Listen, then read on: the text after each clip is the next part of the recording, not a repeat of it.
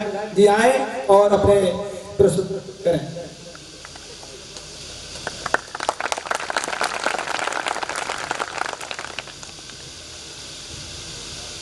तथागत भगवान बुद्ध के चरणों में नमन करते हुए मंच पर उपस्थित समस्त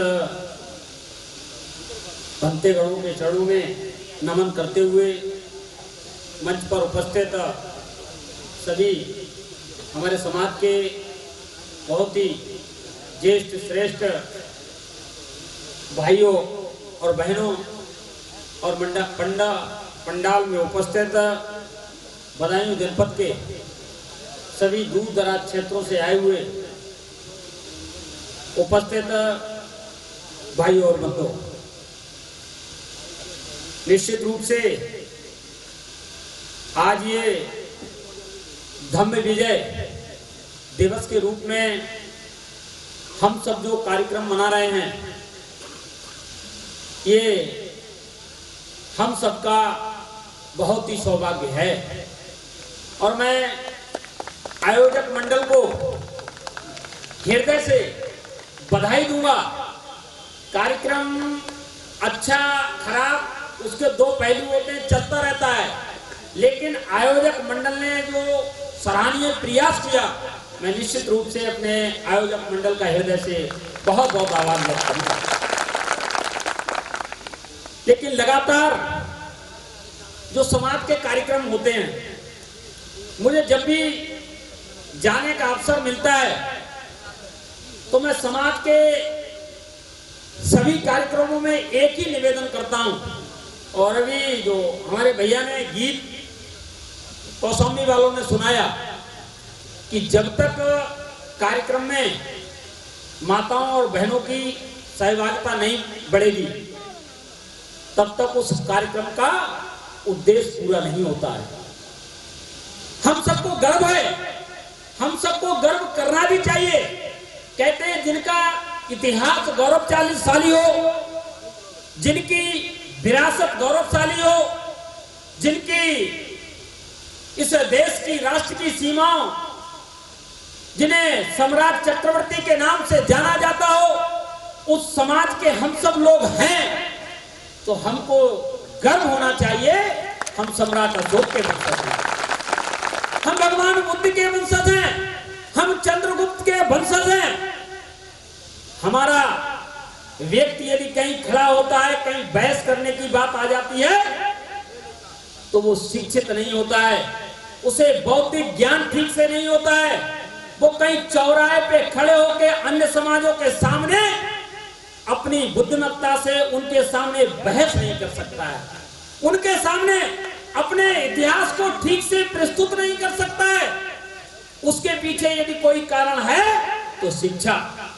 डॉक्टर भीमराव अंबेडकर जी कहते थे कि शिक्षा शेरनी के दूध के समान होती है, कि जो इसको पिएगा वो दहाड़ेगा। इसी तरीके से जो शिक्षित व्यक्ति होगा, वो समाज के अंदर किसी भी पायदान पे खड़ा हो, वो दहाड़ कर अपनी बात को मनवाने के लिए कह सकता है। तो इसलिए समाज के अंदर जो शिक्षा का अभाव है, समाज के अंदर जो हमारे लोगों में एक लोभ काम का रहता है, हमारे बच्चे बड़े होते ही हम उनको खेत पर भेजना प्रारंभ करते हैं, हमारी काम में रुचि रहती है, खेती किसानी के चीजों में हमारी रुचि रहती है, लेकिन शिक्षा के क्षेत्र में हमारी रुचि नहीं रहती है। अब बहुत सारे बदलाव हुए हैं, लेकिन ग्रामीण क्षेत्र में अब भी मैं जाता हूं तो किस तरीके की स्थितियां हैं निचले स्तर पर, उनको मैं देखता हूं, मैं उन्हें भली भांति जानता हूं। मैं लगातार उन लोगों के बीच में रहकर उनसे निवेदन करता हूं कि शिक्षा के लिए निश्चित रूप से समाज को जागृत करिए। और जो समाज शिक्षा के प्रति जागृत हो गए, शिक्षित हो गए, मैं आप सब लोगों से पूछना चाहता हूं, वह समाज आगे निकल गए। इसलिए इन सब कार्यक्रमों का करने का मूल उद्देश्य यदि कोई है, तो उसके पीछे मेरी जो सोच है कि हम लोगों को शिक्षा का बढ़ावा देना चाहिए, हम लोगों को अपने घर में बच्चों को पढ़ाना चाहिए, हम लोगों का सीधा सिद्धांत रहना चाहिए आधी रोटी खाएंगे, लेकिन बच्चों को जरूर पढ़ाएंगे। इसलिए यदि हम शिक्षित हो जाएंगे, शिक्षित होकर अपने इतिहास के बारे में जानकारी कर लेंगे, अपने महापुरुषों के बारे में जानकारी कर लेंगे। आज सम्राट अशोक महान कैसे बने?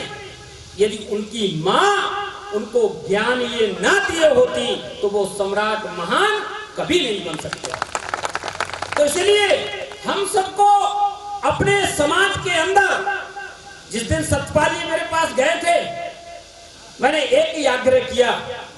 मैंने और समाजों के कार्यक्रम में भी मेरा आना जाना रहता है, राजनीतिक होने के कारण मैं उन समाज के लोगों की जागृति को देखता हूं, उनके लोगों की टीम को देखता हूं कि किस तरीके से उनमें जागृति है, वो किस तरीके से शॉर्ट नोटिस पे अपने कार्यक्रम को सफल कर लेते हैं। दुनिया के अंदर कहते हैं कि जब एकता होती है, एकता से ही सारी चीजें समझ में आती हैं।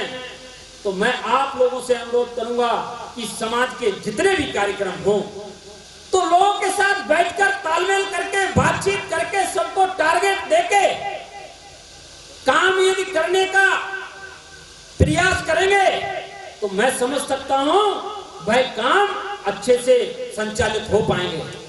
मेरे नेत्रपाल कुशवाहा जी को मैं पीछे देख रहा हूं, बैठा हूं। मैं नेत्रपाल कुशवाहा जी का हृदय से आभार व्यक्त करूंगा।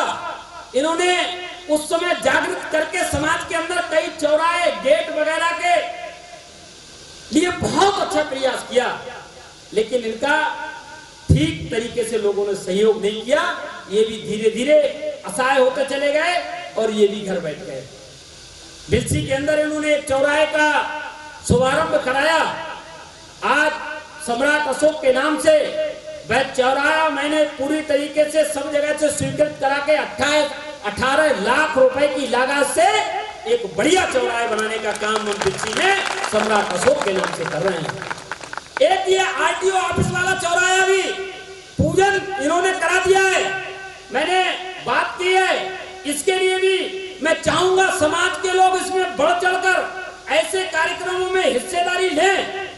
मैंने कहा इन लोगों से पटेल चौक पता नहीं लगा कि पटेल चौक उनने कब लिया, कब पूर्ण रूप से करवा के और उसका शिलान्यास भी अपने नेता से लोकार्पण भी कराने का काम कर दिया। तो हमारे समाज में जागृति कैसे आए? हमारी राजनीतिक जागृति भी होनी चाहिए। बहुत कहना चाहिए योजनाबद्ध तरीके से हमारे लोगों के खिलाफ एक ही सीट पर 4-4, 5-5 लोगों को लड़ाने का काम अन्य दल के लोग करते हैं। पूरे उत्तर प्रदेश के अंदर इस तरीके से कुचक्र रचा गया, हम सब लोग उनकी बातों में आ जाते हैं। मैं आपसे कहना चाहता हूं, जो समाज के जागृति लोग हैं, जन जागरण करने वाले लोग हैं, वो अपनी ताकत को पहचान के समाज को एक दिशा में ले जाने का काम करें। जब तक राजनीतिक हिस्सेदारी हमारी अच्छी नहीं होगी तब तक हम मजबूत नहीं हो सकते। आज उत्तर प्रदेश के अंदर माननीय केशव प्रसाद मौर्य जी उप मुख्यमंत्री के रूप में पूरे उत्तर प्रदेश में अपना मार्गदर्शन हम सबको दे रहे हैं, ये हमें गौरव की बात है। आज तक कोई किसी पार्टी में उप मुख्यमंत्री नहीं बना। आज पार्टी ने यहाँ एक लोकसभा का भी सांसद दिया और मैंने हमेशा कहा कि जहां हमारे समाज के लोग इस जनपद के अंदर राजनीति कर रहे हैं, मैं उन सीटों पर नेतागिरी नहीं करूंगा। मैंने कभी दातागंज की तरफ मुंह उठा के नहीं देखा, मैंने शेखोपुर की तरफ भी कभी मुंह उठा के नहीं देखा। वहां हमारे पहले से जनप्रतिनिधि थे। मैंने कहा मैं राजनीतिक शुरुआत करूंगा, मेरे मन में विधायक बनने की इच्छा है, मैं संगठन में काम करता हूं, तो उसके लिए अपनी एक नई सीट चुनने का काम करूंगा। और मैंने आप सबके आशीर्वाद से मैंने वो लक्ष्य हासिल करके दिखा भी दिया। मैंने किसी समाज के किसी भी व्यक्ति के पैर पे पैर देने का काम नहीं किया, क्योंकि जैसे अपनी भागीदारी बढ़ेगी और उधर शेखोपुर सीट पर यदि मैं कहूं कि हमारे समाज के ही लोगों ने उस व्यक्ति को चुनाव हराने का भी काम कर दिया। हो सकता है हम लोगों में त्रुटियां हैं, हम लोगों से गलतियां होती हैं, हम समाज की इच्छाओं के अनुरूप नहीं उतर सकते हैं, लेकिन दूसरे दलों के लोगों से, दूसरे समाज के लोगों से आप सबको प्रेरणा लेनी चाहिए। आज उत्तर प्रदेश के अंदर हम कहते हैं इतने परसेंट हैं, हम ढंढोरा पीटते हैं, पूरे उत्तर प्रदेश के अंदर हम 12% हैं, कोई कहता है हम 11% हैं, लेकिन हमारे जनप्रतिनिधि कितने हैं? आज पूरे उत्तर प्रदेश के अंदर केवल हमारे 12 जनप्रतिनिधि हैं, 12 एमएलए हैं, और सांसद के नाम पर केवल 2 हमारे लोकसभा के सांसद हैं।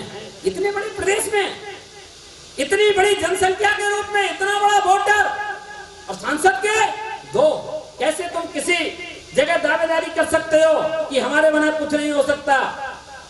और आज मैं कहने में मुझे कोई बुराई नहीं है, कुर्मी समाज के जितने लोगों को टिकट समाजवादी पार्टी ने दिया वो सारे के सारे कुर्मी समाज के लोगों ने जिता दिए, और यहाँ तक केशव प्रसाद मौर्य की सीट पर भी कुर्मी प्रत्याशी को उन्होंने विजयी घोषित करवाने का काम कर लिया। ये होती है जाति एकता। इसलिए हम लोगों को सोचना पड़ेगा, विचार करना पड़ेगा। जब तक राजनीतिक दृष्टि से हम लोग मजबूत नहीं होंगे, हमारी बात कोई कहने वाला नहीं होगा। अभी जो लोग आ रहे थे ट्रैक्टर पे, ठीक है, अभी कुछ दिन पहले घटना हुई है, बड़ी घटना हो गई, सरकार उस पर चिंतित हो गई।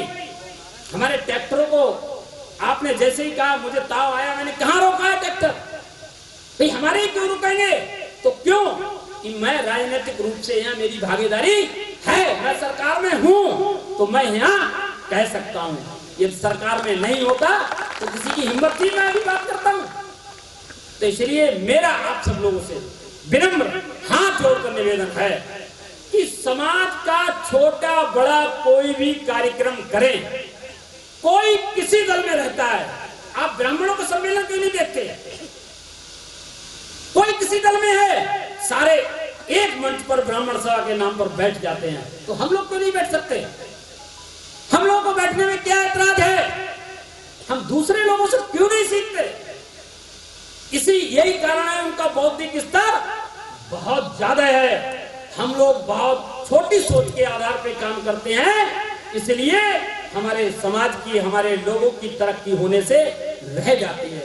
इसलिए मेरा आप सब लोगों से अनुरोध है, समाज का चाहे छोटा कार्यक्रम हो चाहे बड़ा कार्यक्रम हो, सब लोग मिलकर कार्यक्रम को सफल बनाने का काम करें। जनपद के अंदर कोई कार्यक्रम हो तो हर तरीके से दबाव लगे और शहर जाम हो जाए तो लोगों में मैसेज जाएगा, आज हम लोगों ने धम्म विजय दिवस मनाया है, आज हम लोगों ने सम्राट अशोक की जयंती मनाई है, आज हम लोगों ने भगवान बुद्ध जी की जयंती मनाई है। जितने भी कार्यक्रम करो सार्वजनिक जगह पे करो, बढ़िया जगह पे करो, चुन के करो। मैं आज कह के जाता हूँ, आप सब लोग बैठे हैं, सब माने हमारे माननीय भंते लोग बैठे हैं, सब समाज के जनपद के वरिष्ठ लोग बैठे हैं। आप संख्या का टारगेट जब भी कार्यक्रम करो मुझे बताओ कि भाई विधायक जी आपकी जिम्मा इतने लोग हैं, ये कार्यक्रम है, हम उसके लिए प्रयास करेंगे। ऐसे ही एक बार बैठो, सब लोग के बैठने के साथ उससे सबकी ताकत बढ़ेगी।